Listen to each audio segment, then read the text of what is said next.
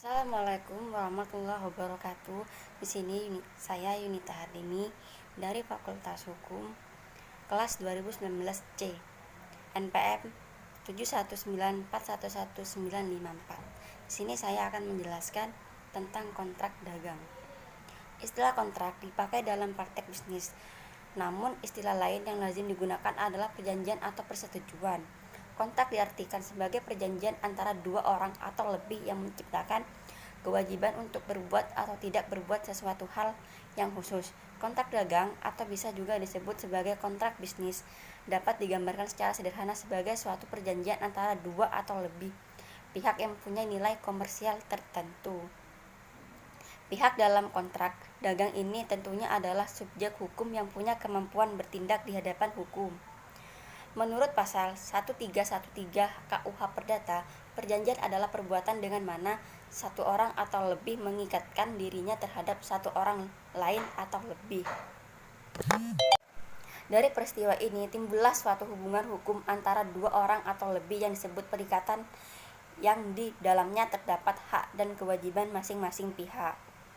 Perikatan dalam pasal 123 KUH Perdata didefinisikan sebagai perbuatan memberi sesuatu, berbuat sesuatu, tidak berbuat sesuatu.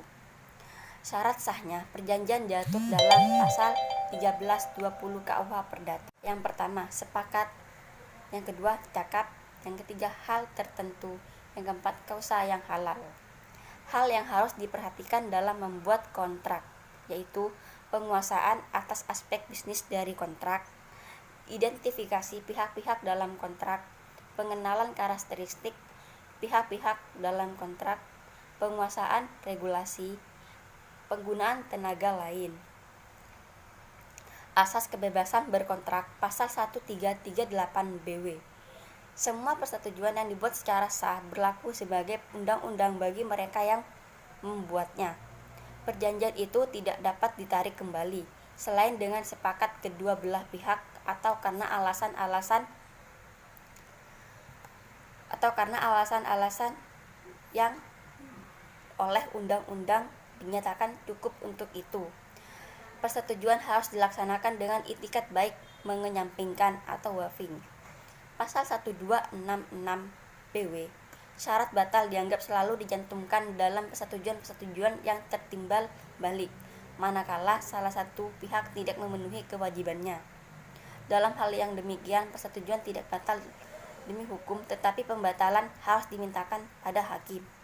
Permintaan ini juga harus dilakukan meskipun syarat batal mengfinai tidak dipenuhinya kewajiban dinyatakan di dalam perjanjian. Kontrak standar atau baku, suatu bentuk kontrak yang memuat syarat-syarat tertentu dan dibuat hanya oleh satu pihak. Perjanjian baku yaitu perjanjian adhesi, bersifat take it or leave it, memiliki ciri yang bersifat uniform. Keuntungan dari kontrak ini adalah semua pelanggan dalam perusahaan akan mempunyai syarat-syarat yang sama. Adapun dasar perjanjian baku, asas konsensualisme pasal 1320 BW, asas kebebasan berkontrak pasal 1338 BW. Yang ketiga, asas kekuatan 1338 BW. Jual beli dagang. Jual beli pasal 1457 BW adalah suatu persetujuan dengan mana pihak yang suatu mengikatkan dirinya untuk menyerahkan suatu kebendaan atau penjual dan di pihak yang lain untuk membayar harga uang yang telah dijanjikan kapan terjadinya jual beli.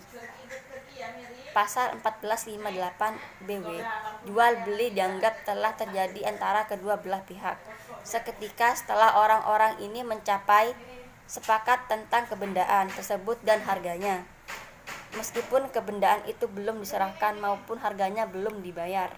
Jual beli dagang adalah perjanjian jual beli sebagai perbuatan perusahaan, yaitu perbuatan perdagangan atau pengusaha yang berdasarkan perusahaannya atau jabatannya melakukan perjanjian jual beli. Ciri-ciri jual beli dagang, kompetensi orang yang menjalankan jual beli, bukan untuk dikonsumsi atau untuk dijual kembali. Partai besar memerlukan modal pengangkutan melewati batas-batas negara adanya kontrak baku atau uniformitas. Sekian dari penjelasan saya. Terima kasih. Wassalamualaikum warahmatullahi wabarakatuh.